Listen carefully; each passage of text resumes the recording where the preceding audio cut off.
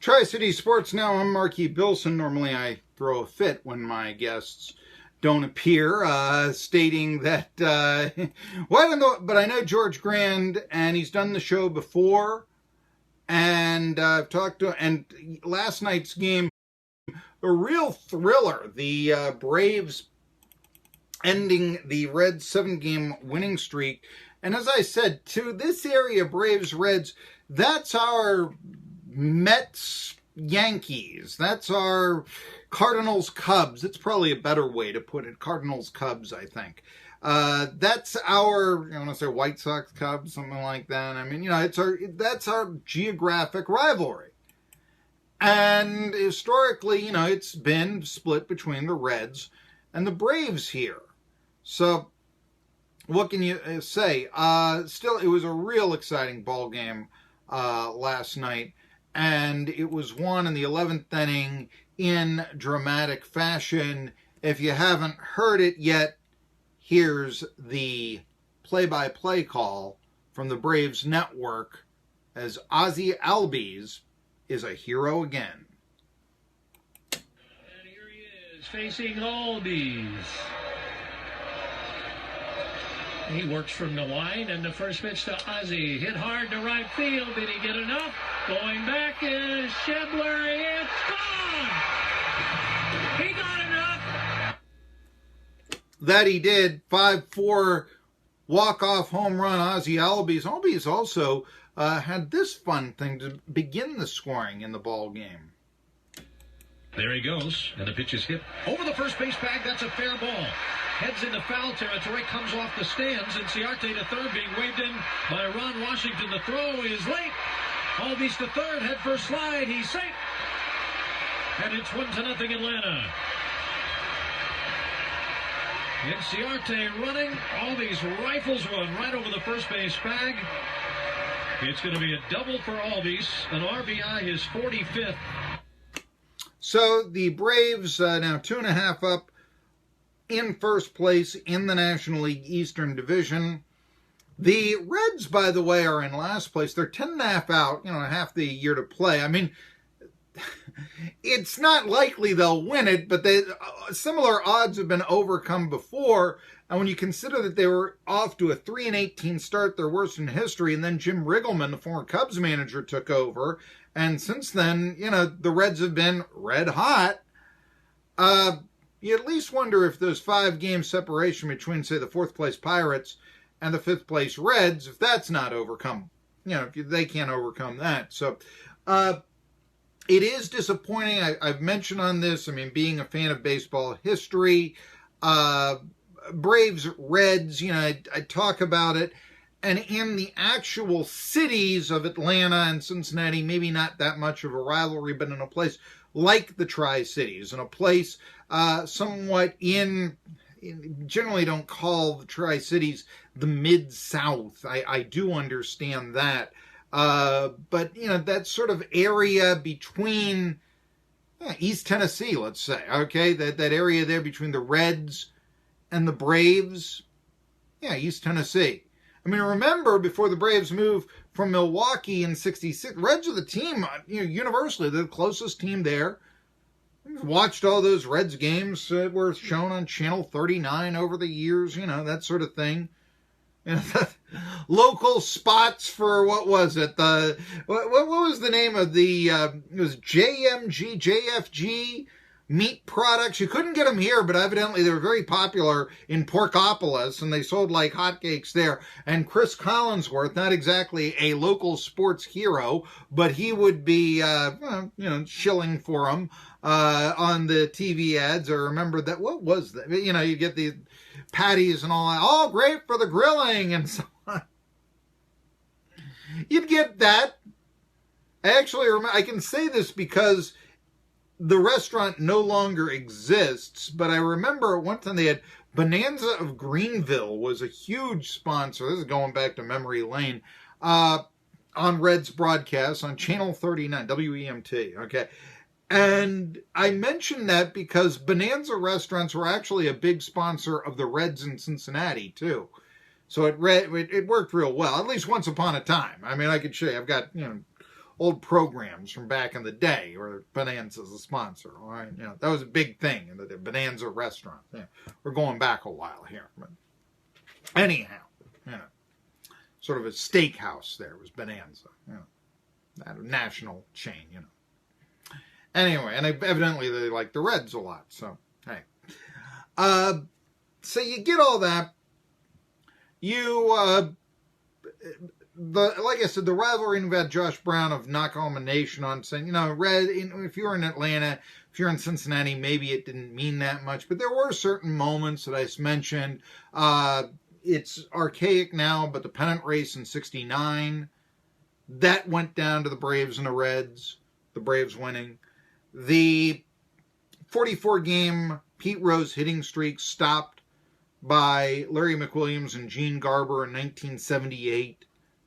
Yeah, a lot of times it seemed like either the Braves or the Reds were up back when they were both somehow put in the National League West, and I mean, my goodness, that's more than a quarter century ago. It seems like a long time. But the thing is, the Braves this past weekend, they went throwback.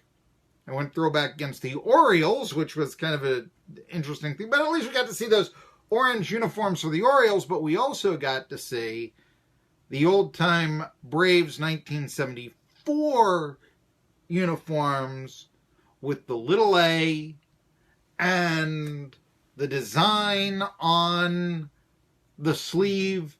Watching the ball game during the weekend, I was surprised to learn originally that uniform, that colorful uniform, no tomahawk, but it was supposed to be predominantly red. Hank Aaron, though, liked blue. Hank Aaron won. I'm okay with that. Been a lot of honoring of Hank Aaron here recently. I like that because, I'm a baseball historian.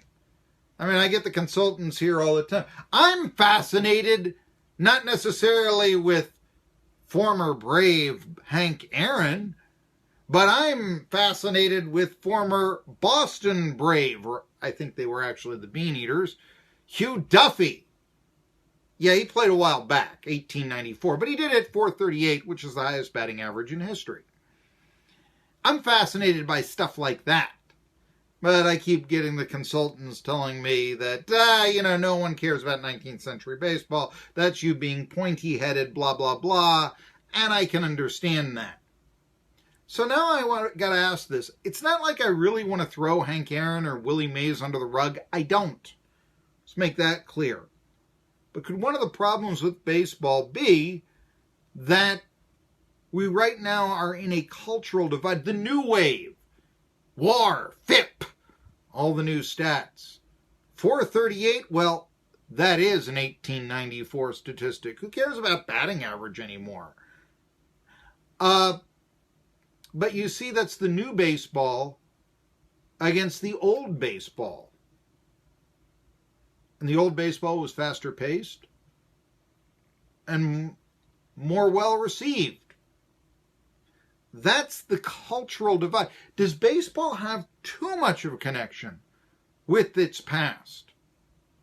I mean, yeah, I do like the fact that the pitchers compete for a Cy Young award. Cy Young's first year was 1890. Played for a team that doesn't exist anymore, the Cleveland Spiders. Yeah. Or that we compete, that we can, talk about a Babe Ruth, a Lou Gehrig. You can talk about a Ty Cobb, Honest Wagner. They played 100 years ago. They've been dead for generations. But there is a feeling that, maybe we are, that they are a contemporary figure, if you will. And that's one of the things about baseball, but is that good or bad? One guy that knows something about that, and I think he's calling in, George Grande from On the Road with the series that is the rivalry in the Tri-Cities, Braves and Reds. A little bit late, but we're happy to have you. George Grande, are you with us here on Tri-Cities Sports Now? Hey, Marky, how are you? Great to be with you again. I am delighted to speak with you. I'll go in before we want to talk about how the Reds kind of turned their season around from the worst start in club history. I was sort of theorizing here, talk a little bit about this year. It's been tough for baseball because the attendance has fallen off. The changes that sometimes seem like gimmicks made to speed up pace of play. Are they working? If they are, by 5 minutes, not by 50, that sort of thing. And I was just theorizing, it seems like there's a lot of culture, the new way of baseball, analytics, and the old way of baseball, the history that it's so much in touch with. But let me ask you, could one of the problems with baseball be that it's too much living in the past, and we're not embracing as much as we should the analytics? Tell me, what are some of your thoughts there, George Grande? Because I know you are, just like me, a student of the game and its history. I think it's there's no simple answer. There's no small answer, but I don't think there's any doubt that certainly the game has changed, and there are the analytics concepts are certainly very much a part of the game today. But I'll tell you, so many of the things that people point to and indicate that these are new and different and groundbreaking. If you sat in an office with Earl Weaver or Whitey Herzog and looked at the way they prepared for games, they did analytics before there were analytics. Oh, yeah. They were smart baseball men, and I think that's the whole key, is to find a way to do things in new and innovative ways. They did it in new and innovative ways, and I keep telling people, the young people in the game, that if you're smart, you'll embrace some of the old scouts and some of the old baseball people, and you'll be better, and baseball will be better. So I think it's a melding of both. It's not just analytics that will make baseball better, but I think it's a melding of the old style and the new style. And if you do that, I think you'll end up with a better game. A simple example, you talk about the shift. Mm-hmm. As far as I know, the object of the game is to score runs. And if you're down by 3 runs and people overshift on you, and you got the whole left side of the infield to drop a ground ball or drop a bunt down, you're getting a runner on base. You got a better chance to score runs. We grew up playing pepper, and that taught you how to hit the ball, up the middle. You pull it or you hit it the other way based on where it's pitched. And I think if you do those little things, you can still find a way to score runs, and that's still the key to the game. So I think it's going to swing back towards that way eventually, but I think what you need, baseball will be better if you do both. George, I got 10 seconds for a hard break. So I'm going to stop you there. I apologize for interrupting. Tri-City Sports Now with the great George Grande, Cincinnati Reds, and formerly the Hall of Fame. And ESPN. Opera in one of the funniest musicals. Well, I loved your emceeing of the Hall.